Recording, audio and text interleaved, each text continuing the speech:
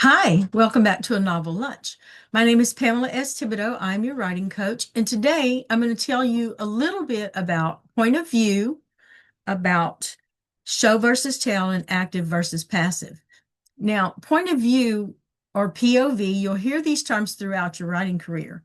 So, point of view simply means the easiest way to describe it is that whoever character you're in during the scene, that character cannot see his or her own expression unless they're looking in a mirror.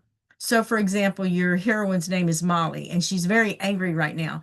You don't want to say Molly was very angry.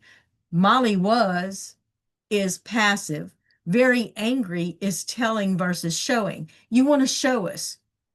Molly ground her teeth in frustration, or Molly ground her teeth and clenched her fist. Bubbles of heat burst beneath her skin as anger roiled through her veins. Okay.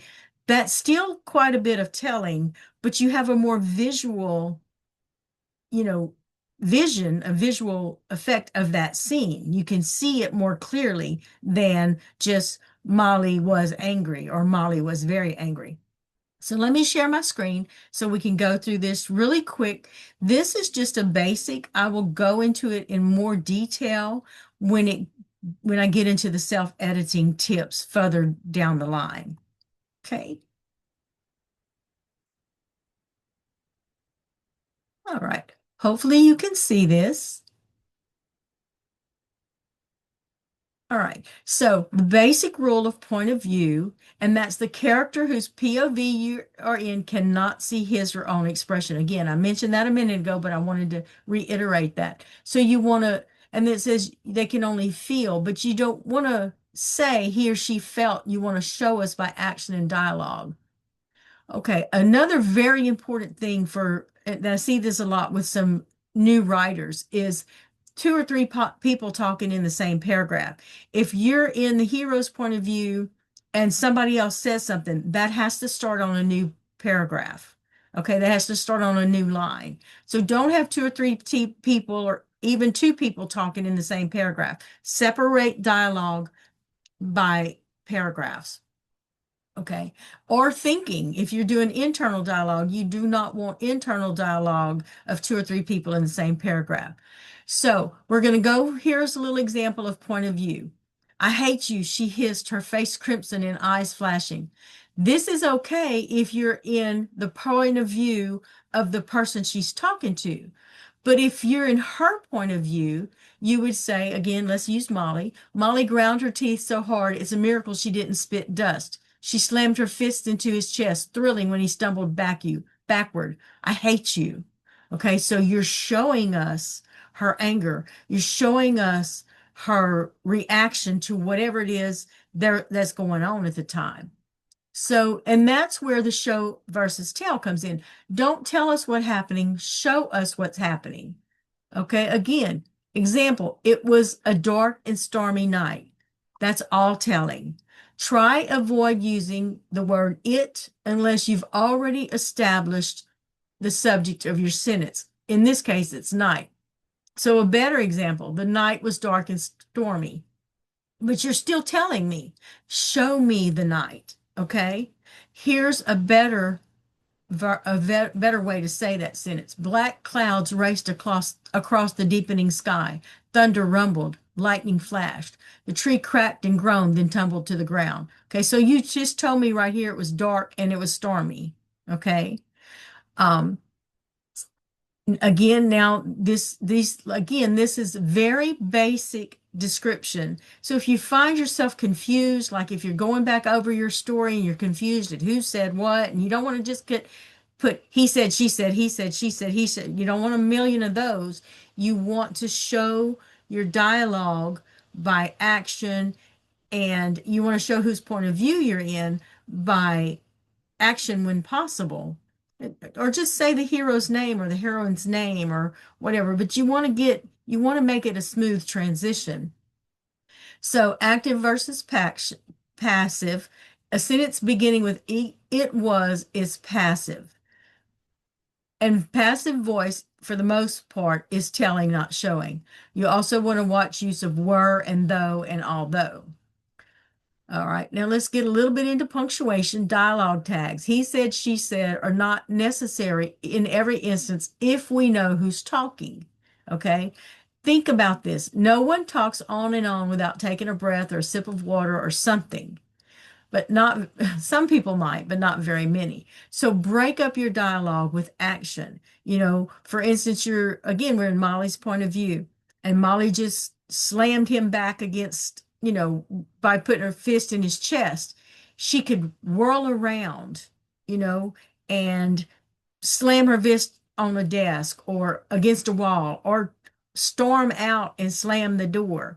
Or she can walk to the door and say, turn back and say, I never want to see you again, and then slam the door. So you know who's talking by whatever action is going on. Uh, Here's another little thing that is going to help you is try not to use the same word more than once in the same paragraph. Sometimes this is inevitable and you can't help it, but use your thesauruses and try to get some strong words. Strong words and strong verbs make your story more active. Another little editing tip, redundant words or phrases. Okay, what do I mean by that? Here's an example. He blinked his eyes. What else would he blink? So his eyes is redundant. She heard the sound of a horn blowing.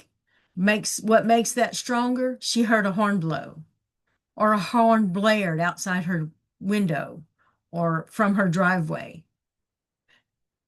Another thing, once you've got your story wherever it's at and you're trying to do some little editing or clean up, or you're just confused and want to clean it up a little bit before you go further, read it aloud.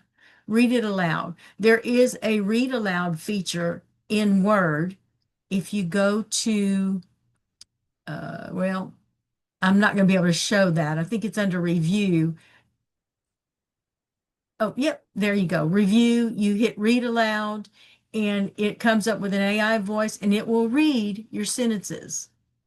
Let's see if it'll work here. No, it's not working right. So let's just, oh, there you go. So you can use Word, you can use the read aloud feature. There's also a read aloud feature in Adobe if you've saved it to a PDF, your file. But you stay in Word until you're ready to, format for publication or whatever. But reading it aloud will help you find spelling errors, and read it aloud. Let the read aloud feature go while you're reading the work. Don't just put it on and walk away while you're reading it, because that way you'll catch misspelled words or words out of context. There, like he's going there, or there, like their house. So those are often mixed up and put in the wrong context, and it helps you catch those easier. When you're writing or when you're doing your first round of edits, think short, sharp, and crisp. Avoid long, drawn out sentences with lots of and or commas. You can break them up into more than one. If your grammar check puts a semicolon there, make two sentences out of that. Don't put a lot of backstory in every scene. Backstory can come with dialogue, or somebody picks up a photo album or an old journal or something. You can have it that way, but don't put a lot of backstory, because you call it an information dump. You want to show things. You don't want to just tell them. Floating body parts. Make sure your character's doing the action, not his or her body, like hand, arm, eyes, like her eyes rolled back in her head. Now, unless she's passing out, the eyes are not going to do that. She's going to roll her eyes. So things like that. These are very brief descriptions. Again, don't let them hinder your writing. Everything can be fixed. Right now, your job is to write your story, to finish the project. I'm talking to beginning writers here, and I will continue this channel and these lessons on to intermediate and advanced writing. But for right now, I wanted to give you a little taste of what it means, something you can download and keep handy for when Again, if you're just stuck or if you finished it and you want to start cleaning it up a little bit, these are some ideas for you. When you're reading for pleasure, keep these things in mind. So it would help cement it in your brain that this is the proper way to, to tell a story. Now, that said, here's a caveat. Every writer is different, and you're going to find some writers that break all of these rules and they're best-selling authors and million-dollar makers. It's okay. What matters is a good story. What matters is a good story. So I'm going to stop sharing my screen. I hope this was beneficial to you. I know it was kind of quick, but you can listen to it, slow it down, and have your work open while you're listening to this lesson, and maybe you'll catch some of these things and you'll be able to fix them on the fly. I hope you enjoyed the video. I thank you for joining me. If you would like to work with me with your writing project, my email is in the show notes. If you would like to support a novel lunch, there's a link for that in the show notes. And this document will be available for you to download, and the link to that is in the show notes as well. I hope you have a great day, and in the meantime, until I see you next week, write happy.